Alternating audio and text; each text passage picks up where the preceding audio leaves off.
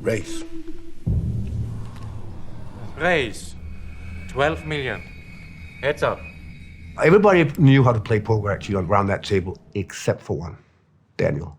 He had no clue. He sucked. Hi, I'm Mads Mikkelsen, and these are some of my iconic characters, some people tell me.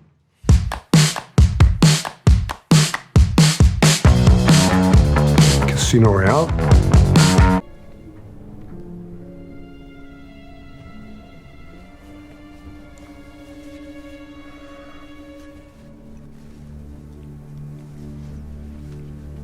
Weeping blood comes merely from a derangement of the tear duct, my dear general. Nothing sinister. That was one of the things that the director actually insisted on, because a real Bond villain has something. Got golden teeth or an extra nipple or something. So he went for the eye thing. Daniel Craig and I and Martin Campbell, we had a lot of ideas. Daniel came straight from like indie films, smaller films, and I also had my background in the Pusher films. We discussed, among other things, the big torture scene, and we went down the rabbit hole, me and Daniel. We had so many ideas, and it was getting crazier and crazier. You could just see Martin going, guys, come back. It's a Bond film. Oh yeah, you're right, sorry. But he was quite open to look and experiment with the parameters of what you can do in a Bond film. I suppose our friend, Mr. White, will have told you that I have provided reliable banking services for many other freedom fighters over the years.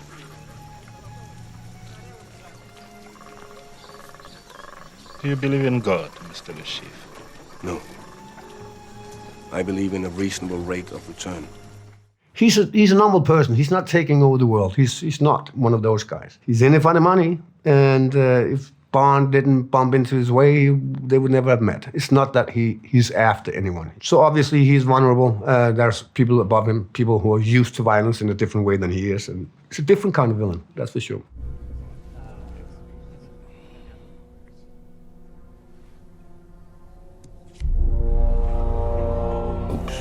I played a lot of poker since I was a kid, so the game was not new to me. The hands we are playing are insane, so if you're a poker player, you'll go, what?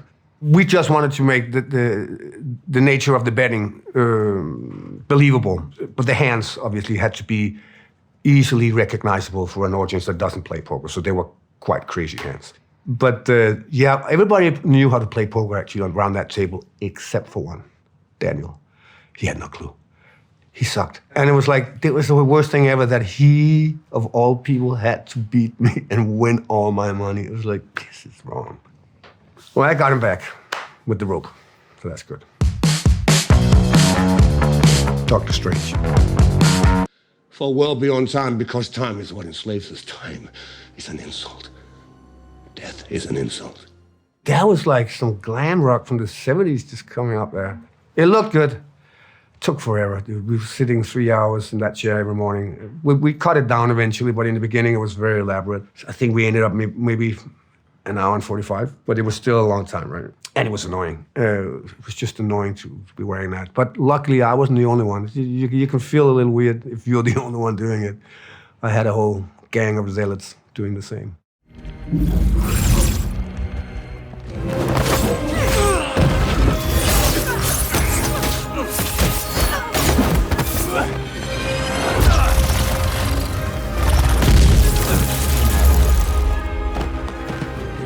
When you're in an action film, you do want to do stunts. And I'm not the worst in the world to do stunts. I'm a former gymnast and a dancer, so I'm pretty good at it. So I get a little disappointed, like I did little in the Bond film when I realized that the biggest stunt I was doing in that film was to fold 2 aces. It was like, this is not right.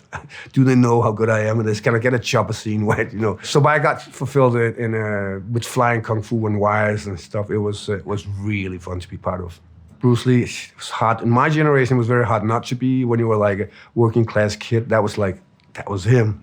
Him and Buster Keaton were unrelated though, but I can see now why I fell for both of them. They have something in common. They have a certain presence and they have a minimalistic way of doing things that, Buster Keaton could do very little things and all of a sudden the sky would just open, right? And so I've always been fascinated by that without putting my finger on why. Why was fascinating.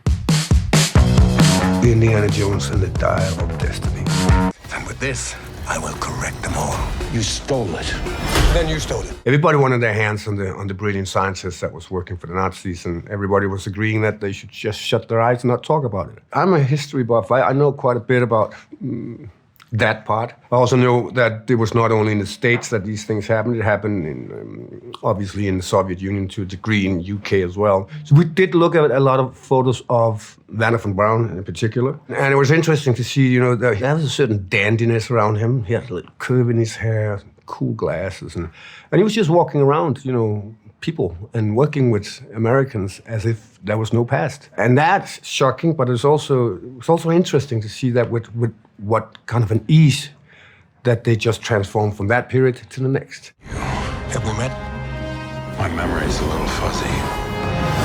Are you still a Nazi? I think I remember the most, obviously, working with these fantastic people and working with Harrison, of course, is the top thing. I mean, normally he would just see me wherever I was, randomly far away, and he would scream, "There goes a Nazi." Right, okay, thanks, Harrison. There would be like an entire new crew who didn't know the story, and everybody thought I was a Nazi. Great. So that was his way of warming up, and I liked it. He's a teenager in his energy and everything about him. He's a legend on so many levels, right? For his talent, for the stuff he's done, but he's predominantly, in my world, a legend because he doesn't behave like a legend. He just brings everything down to earth and makes everybody comfortable around him so we can make and create a scene that works.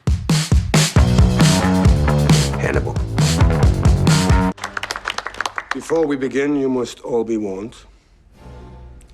Nothing here is vegetarian. Hannibal is a very different animal. He can be impulsive, but rarely. It's a choice if he does it. He's in complete control. He sees the world differently than we do. He's like a fallen angel. He just sees the opposite. He sees love where we see something horrifying. He sees beauty when we see something very, very ugly. For him, life is most interesting and most fantastic when it's on the threshold to death.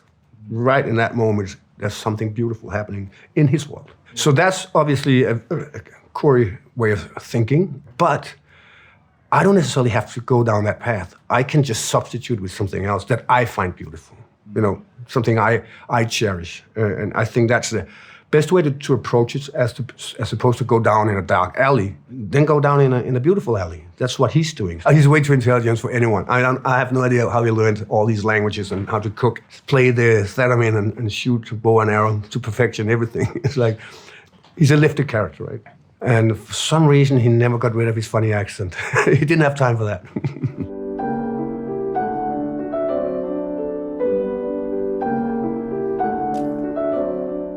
Oh, I did it all.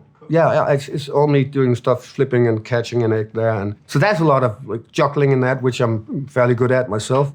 There was things that I didn't know why I did in the beginning, and then it made sense later. Like, it's supposed to, when he sniffs wine, like everybody else goes like that.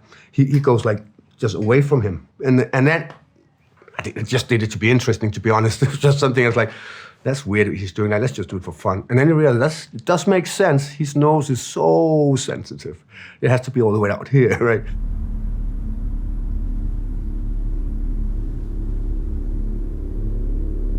Did you just smell me? Difficult to avoid.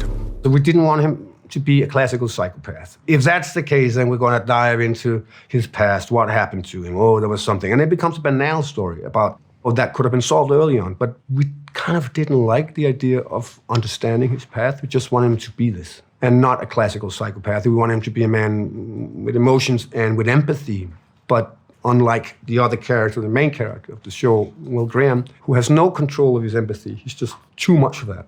Hannibal has complete control when to have it and when to give it. But they're like a yin-yang situation, right? And that was the whole idea about the show, that they would circle around it. Eventually something had to happen, and so it did. The Hunt. Dag, jeg skal have 2 koteletter. Hvilken koteletter? Jeg måske have med af de der svinekoteletter. Du kan ikke få noget her. It was a frustrating read. It was immaculate, it was beautiful, but it was also very frustrating to read it because obviously I had this sensation of a man who was just cornered from everywhere and there was nothing he could hit. There was no one he could hit. He couldn't do anything. And that's exactly what we set out to do. I think that's one of the reasons why it's a very powerful film. Den er ikke fra mig. Ja. Jeg synes ellers, der står klaret på. Så må det være nogen, der driller dig. Den er ikke fra mig. I had a lot of scenes with a little girl, so it was important for us that she felt comfortable. And so whatever we did didn't rub off on her because somehow she had to run around in that world a little innocent, but also know just enough what the film was about. So I spent a lot of time with her, which was fun and made me forget the situation. Even though it's quite a harrowing experience to watch the film, they shouldn't really have the knowledge of what we're doing in that sense. I've always found it like an interesting way for an actor to forget himself. In a scene, we can start overthinking stuff, but if we just hang in there with whatever the kid is doing and just kind of follow that energy, we tend to become better actors as well. Rogue One. If I took my own life, it would only be a matter of time before Krennic realized he no longer needed me to complete the project. So I did the one thing nobody expected. I lied. I made myself indispensable, and all the while, I laid the groundwork for my revenge. We call it the Death Star. Ursa wasn't evil. He started out with good intentions, and then somebody took it over. Yeah, Star Wars. I created the Death Star. Boom. Yeah, I just did that. And then working with Felicity, it was interesting because it was going back and forth in time quite a bit. And he said goodbye to his daughter when she was very little. No knowledge of where she went, and she had no knowledge of who he was, or was he on the dark side or on the good side. So that was quite a dilemma for them when they met up again. I've seen your message. The hologram, I've seen it. It must be destroyed. I know. We will.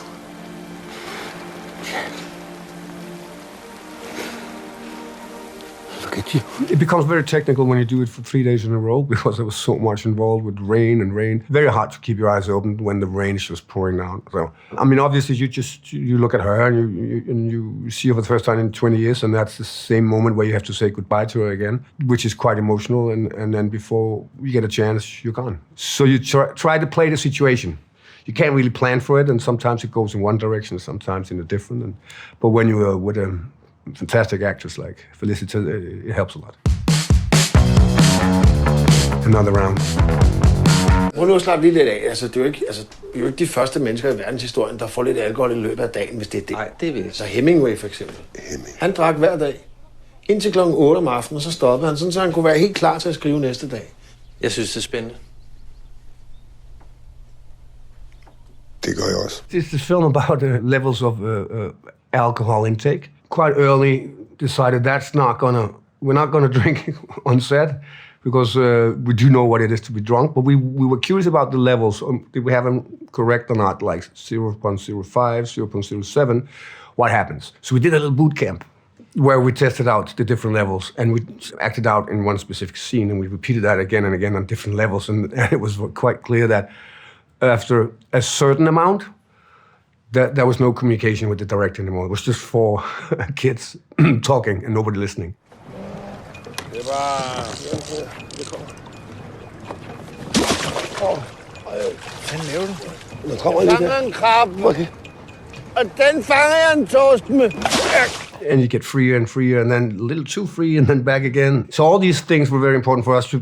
I mean, we acted and we guessed a lot of it, but it was nice to have had that boot camp because there was things that were super clear to us when we watched it, but when you were in the midst of it that you had no awareness of, like hands. All of a sudden they get their own life, let's say after four beers.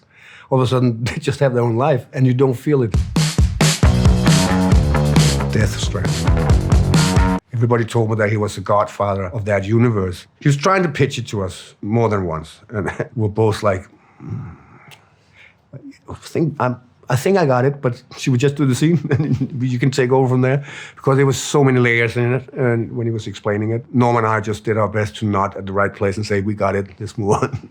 Yeah, I've not even gone through 10% of it. I have no idea how to play that game like that. Again, we've dressed up in a green bodysuit, and we had dots everywhere, and we had wearing a camera. And luckily, I wasn't the only one. There was more people like that. So, but you do feel kind of ridiculous running around doing that. But his world is so so crazy. Everything was animated. He had a gigantic wall where he's been doing all the drawings of what it was going to look like. And it's just a world you have to just trust him. So we did scenes, but they could also move a little, and then he will always fix it later. He will always. He's one of these directors that was like just so grateful for everything we did. It's like even if we bumped our heads together, I was like, "Can we do it again?" And he was, "No, it was great. We can fix it later." And we kept forgetting that it was animated thing, right? Push it. Sparker du ikke til ham? Der er sgu da ikke plads derinde, mand, til at sparke. Du kan da godt sparke ham derinde. Du skal da have cirkel. Ikke sparke. Jeg kan se. Så stille og cirkel. Tag dem her. Noget cirkelspark. Du skal stå stille, mand. Det der, kom nu her. Hvis du rammer mig, mand.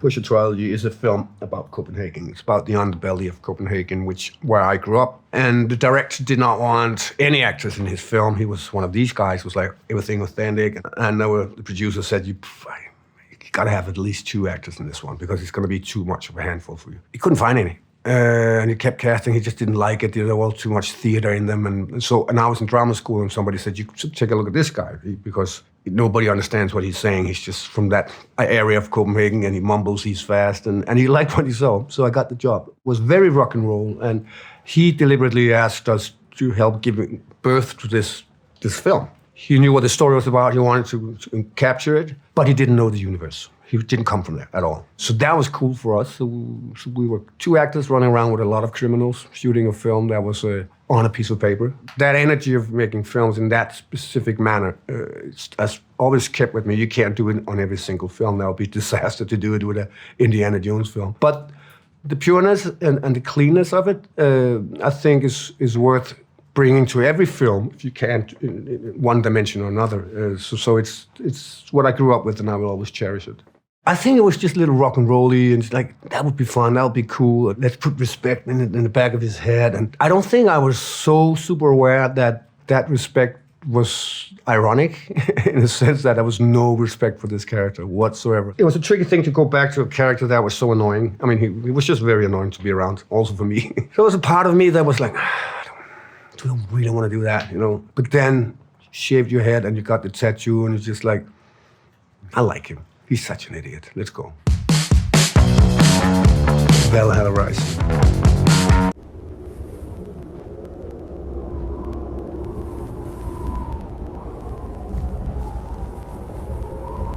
No, I couldn't see anything. It was not see-through. It was just a prosthetic. And it was super annoying for a lot of reasons. I mean, we were in Scotland, so it either was raining constantly or it was just baking sunshine. But when it was baking sunshine, they had all these bushes in the mountains that were full of little animals called midges, like little biting kind of mosquitoes, but with jaws. And there was billions of them. Sometimes they got caught inside my eye when we did the prosthetic on set. So I would have like 5 or 6 little animals trying to eat me inside the eye, and I was constantly trying to kill them. Yeah, and it was a pain. It was a pain in here. He talks. Who? One eye.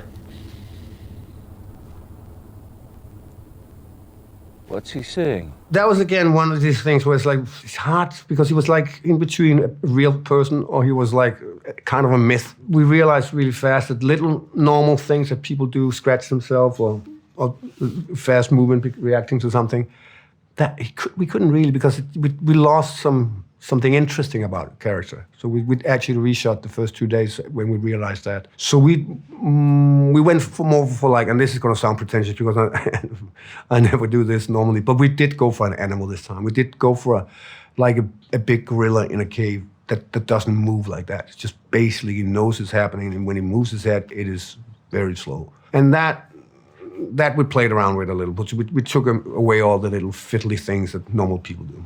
It's a strange film. It started like one thing on the paper, and it changed a lot once we came up there. This is one of the things that Nicholas, who also did the Pusher films, he can flip on a dime, go like, I hate Vikings, let's do something else, you know? And that's what we did. So we made a painting or a piece of music within the world of filmmaking. Bitch better have my money.